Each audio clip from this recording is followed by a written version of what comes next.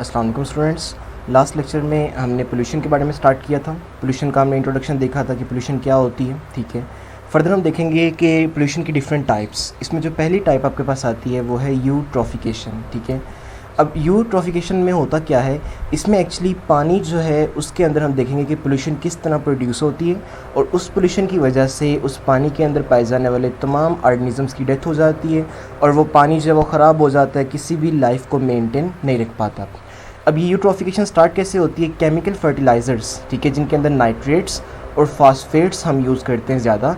तो ये हम मोस्टली यूज़ करते हैं क्रॉप्स की यील्ड को ज़्यादा करने के लिए, ठीक है। तो जो फर्टिलाइज़र्स होते हैं जिसमें नाइट्रेट्स और फास्फेट हैं, ये हम प्लांट की ग्रोथ को इंक्रीज़ करने के लिए, क्रॉप की यील्ड को ज़्यादा करने के लिए हम इसको यूज़ करते हैं।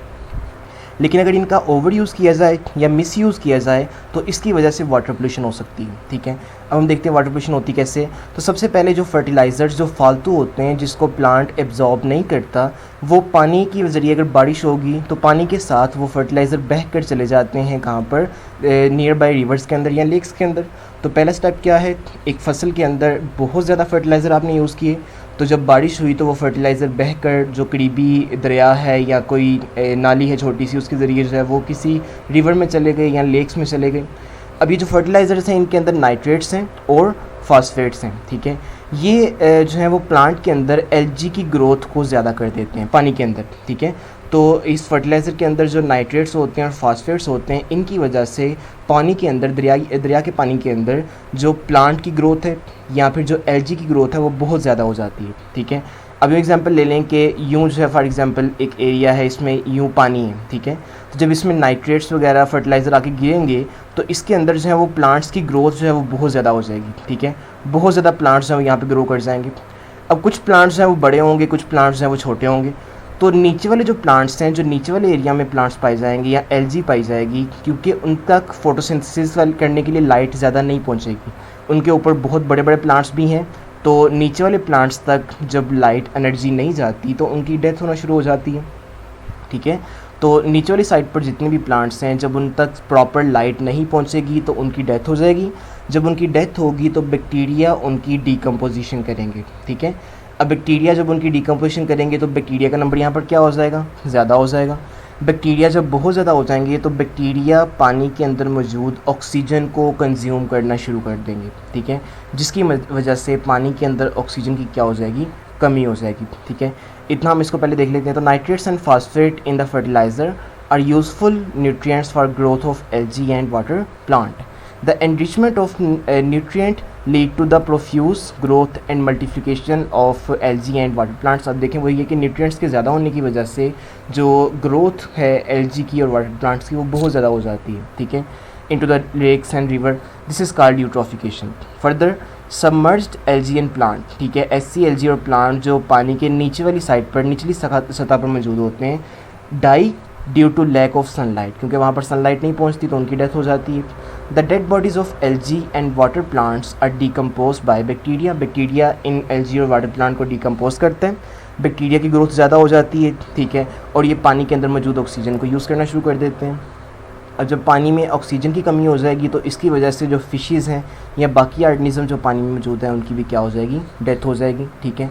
तो इसमें सिर्फ बैक्टीरिया ही होंगे, बाकी कोई लाइफ ऑर्गेनिज़म्स हैं वो प्लांट्स या एल्गी वगैरह सर्वाइव नहीं कर सकेंगे, क्योंकि पानी के अंदर जो न्यूट्रिएंट्स हैं वो तो ज़्यादा हैं लेकिन ऑक्सीजन की मिकदार जो है वो नहीं है। तो इसलिए इस प्रोसेस को हम कहते हैं ये सारा क्या है, यूट्रोफिकेशन।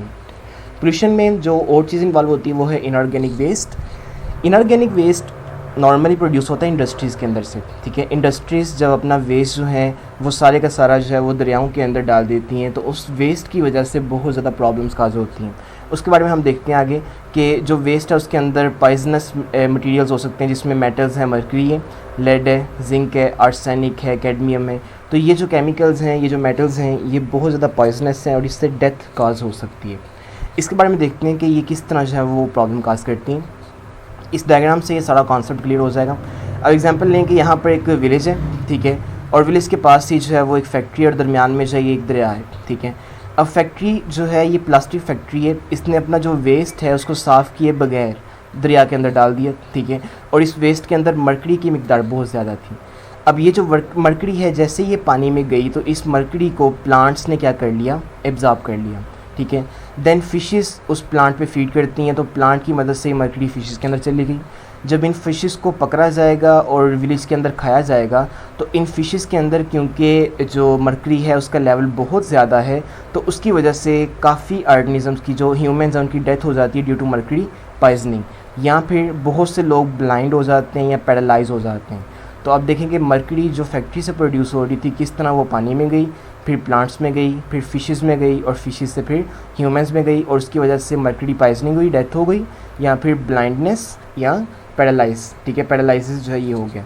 तो ये सारी प्रॉब्लम जो है किस वजह से आ रही है, इस फैक्ट्री की वजह से, जो अपना वेस्ट इनऑर्गेनिक जो वेस्ट है उसको साफ़ किए बगैर डंप कर रहे हैं इनटू द बे, ठीक है। तो ये सारी प्रॉब्लम्स आती हैं।